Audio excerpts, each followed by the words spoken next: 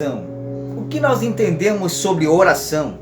Nós sabemos que a oração é um grande segredo que todo mundo quer saber de como fazê-la. Eu quero dizer aqui para vocês alguns exemplos da Bíblia que mostra a forma de uma oração de resposta já. Nós observamos que o grande profeta Elias, um homem de experiência de oração, sua vida era no monte, nas consagrações, em oração e jejum. Então, certo dia, Elias levanta as mãos diante do rei, diante de todo o povo e diz: sobre minha palavra não choverá 3 anos e meio, até que eu diga que pode chover. Observe bem essa primeira oração que Elias ora. É de uma tamanha intimidade e de uma autoridade tão poderosa que naquele momento o céu parou. O céu parou para ouvir o clamor de Elias. E que oração mais poderosa do que essa, de mandar parar o céu, ficar travado, encerrado, sem chover, durante 3 anos e meio. E só chover quando ele disser que é para chover. Ora, essa oração é para deixar qualquer um de nós com inveja, mas a inveja do inimigo nós não vamos levar para esse lado. Vamos levar para o lado de entender como é que Elias conseguiu essa resposta tão rápida. O que faz? Se nós olharmos a história de Elias, nós vemos um homem que só vivia no monte. Um homem que só vivia em oração. Um homem que se afastava de tudo aquilo que era errado, tudo aquilo que era pecado. Um homem que prestava atenção em tudo que Deus falava. Ele tinha uma intimidade com Deus quando Deus falava com ele através do fogo, através das águas, através do vento. Até um pássaro que cantasse, ele sabia que Deus estava falando com ele. Então o conhecimento de Elias era prestar atenção nas mínimas coisas e nas grandes coisas para entender o que Deus está fazendo, porque Deus em todo o tempo está orando, está nos observando, está falando, no sussurrar Deus está falando, no choro de uma criança Deus está falando. E Elias era esse camarada que ficava observando tudo. Então esse é o primeiro exemplo na Bíblia que eu deixo para você. O segundo exemplo é Davi. O que nós compreendemos sobre a história de Davi? Muitas pessoas condenam Davi por causa do adultério, mas Davi era um homem segundo o coração de Deus. Outras pessoas não conseguiram o perdão que Davi conseguiu, mesmo apesar de ter falhado diante de Deus. Porém, Davi tinha o coração segundo Deus. Ou seja, Davi sabia a forma de agradar a Deus com as suas palavras. Davi tinha oração, aquela oração, sabe, que Deus parava e tinha prazer de ouvir a voz de Davi falar com ele, porque Davi chegava com humildade, mesmo ele sendo rei, guerreiro, ele destruía qualquer exército que estivesse na frente. Ele podia ser soberbo. Ele poderia ser um obreiro soberbo, um rei soberbo, um pastor soberbo, mas não. Ele era um rei humilde, a ponto de deixar o seu castelo para o seu filho que o traiu, que é Absalão.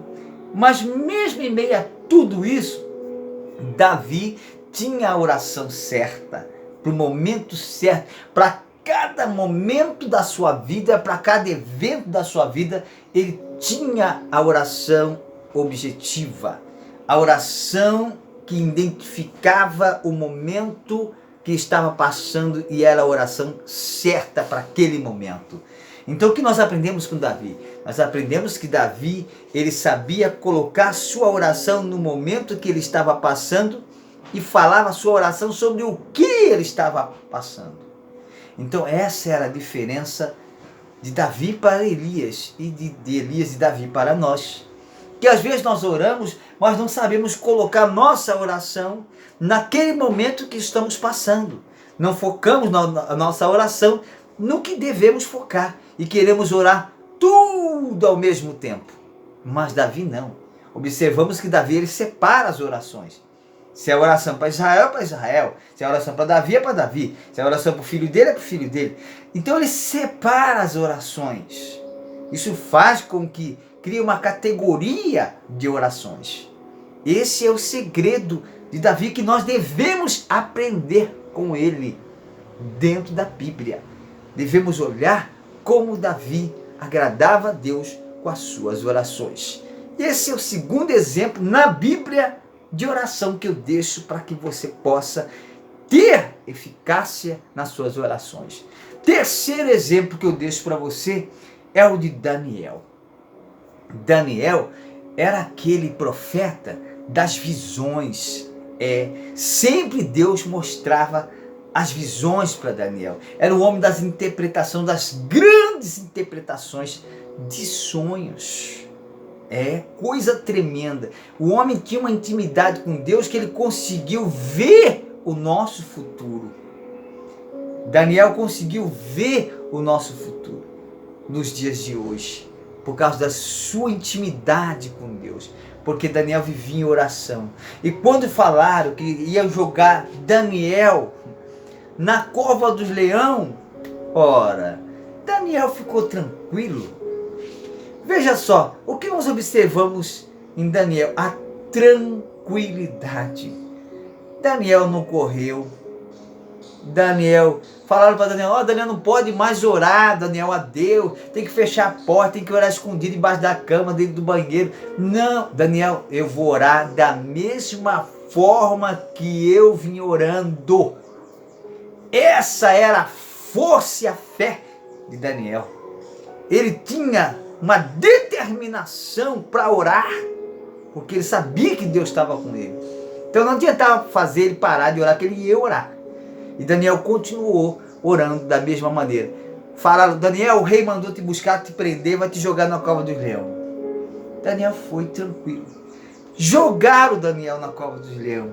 O rei até ficou preocupado, porque foi uma grande armadilha que fizeram para ele. Mas no outro dia o rei cedo bateu na porta lá da cova do leão e gritou, Daniel, está vivo? Olha só, Daniel era um homem tão chegado a Deus que as pessoas que eram consideradas inimigas passavam a ser amigo de Daniel, por causa das orações e a intimidade que Daniel tinha. Então Daniel respondeu, rei, vive o Senhor, porque o Senhor tem fechado as bocas dos leões. E naquela hora mandou tirar Daniel e pegou os inimigos de Daniel e jogaram nos leões. E maus aquelas pessoas chegaram na cova, os leões devoraram, era no ar mesmo. Veja só que coisa tremenda. Deus deu a vitória a Daniel. Esse é o terceiro exemplo que eu deixo para você na Bíblia sobre a oração. Daniel já tinha a determinação e a confiança. Ele tinha a confiança que passava para ele a tranquilidade nos momentos difíceis da sua vida. O quarto exemplo que eu deixo para você de oração na Bíblia, nós falamos sobre Sadraque, Mesaque e Abednego. Muitas pessoas passam por cima, com versículo, com corinho, com pregações, mas não observaram a história desses três rapazes. Mas esses três rapazes, eles não casaram, não tiveram mulher, viveram a vida deles todinha para Deus. Quem quer fazer isso hoje, né? Ninguém. Você que é jovem aí não quer, né? Deixar de namorar, deixar para viver só para Deus, né? Mas Sadraque, Mesaque e Abednego eram praticamente como se fosse o seu eunuco. O que era o eunuco? O homem que antigamente eles se castravam. Os sacerdotes iam lá, castravam eles para que eles fossem puros, para serem profetas e mensageiros de Deus. Eles queriam ser só de Deus. Queriam tanto ter uma intimidade tão grande que eles faziam isso. E Sadraque, Mesaque e Abednego eram três jovens que viviam para Deus. Então não se rendiam por nada. Então houve um decreto. Quem adorar a imagem do rei, quando tocar o som das trombetas, todo mundo sabe da história. E tocou, mas Sadraque, Mesaque e Abednego não se renderam, não dobraram os seus joelhos, então foram presos. Jogaram eles na fornalha. E quando jogaram eles na fornalha, Os caras que foram jogar eles lá dentro, mal chegou perto da fornalha, já foram queimados. Mas quando jogaram lá dentro, o povo ficou olhando, vão torrar. Eu quero ver esses 3 queimar, torrar lá dentro da fornalha. Então, de repente, o rei, olha só que coisa tremenda. Deus deixou o rei, logo o rei, olhar lá dentro da fornalha e viu quem? 4 pessoas. Quem estava lá com eles? Deus. Andando e passeando com eles dentro do fogo. É por isso que Deus diz: eu estou com você na água, no fogo, no vento, no ar, onde você estiver, eu estarei com você. Então, o que nós aprendemos com Sadraque, Mesaque e Abednego? Que ainda que estivesse no fogo, e ainda que fomos lançados na fornalha, nós temos que confiar em Deus, porque você não estará sozinho. Deus estará conosco passeando no meio da fornalha de fogo. E se você estiver passando problemas tão terríveis, saiba de uma coisa: você não está sozinho. Deus está passeando com você, está junto com você e vai te ajudar você a vencer esse problema. Porque a lição que Sadraque, Mesaque e Abednego passa para nós nesse momento é a confiança e a certeza de que eles não sofreriam dano algum. E ainda que morressem, iriam para o céu, para a glória. E o 5º e último exemplo de oração que eu deixo para vocês é a oração. É a oração de Moisés. Moisés foi a pessoa que questionou Deus no seu chamado. Moisés não queria ir lá. Não queria ir lá no Egito. Ele estava vivendo bem em Midian. Ele estava vivendo bem em Midian. Já tinha família, tinha filho. Estava ali tranquilo, vivendo a vida dele. Ele não queria se envolver com problema nenhum. Ele queria tocar a vida dele de pastor. Mas Deus foi lá e falou: Moisés, é você tem que ir lá libertar o povo, Moisés. Eu quero que você vá lá. Então Deus pega e envia Moisés. Moisés, antes disso, Moisés pediu a Deus que mostrasse sinais.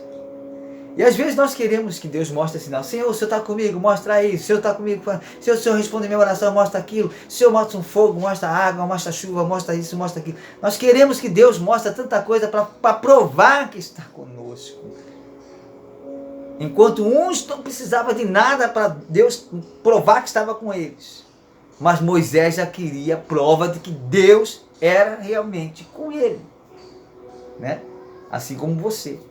Às vezes quer que Deus mostre que Ele está com você. Ô Deus, manda um vento aí para provar que está comigo. Ô Deus, faz cair uma pedra ali no telhado. Manda uma criança chutando uma bola para provar que você está comigo. Nós queremos de alguma forma saber se Deus está ou não está conosco. Mas mesmo em meio a tudo isso, Moisés enfrentou a sua incredulidade e venceu. Passou a ter a fé, passou a ter a confiança em Deus e liderou o povo na maior trajetória de todos os tempos. 40 anos andando, rodeando o deserto durante o dia e durante a noite. E liderou mais de 2 milhões de israelitas, fora mulheres e crianças. Moisés liderou com toda a sua força, a sua confiança em Deus e mostrou que as suas dúvidas ficaram para trás e o que importava era dali para frente. Moisés passou a ter domínio sobre a sua confiança. Ele dominou o seu coração e passou a acreditar em Deus de todo o seu coração. E então quando ele falava, Deus já respondia. Isso fez de Moisés um dos maiores patriarcas, maiores profetas. Como Moisés, a Bíblia fala que não tem. Então, essa é o quinto exemplo de oração de homens de Deus na Bíblia que eu deixo para você. E é bom que você estude, que você leia, para que você aprenda, porque com esses homens a gente aprende muita coisa, não pouca, muita coisa. Que Deus abençoe e compartilhe nossos vídeos.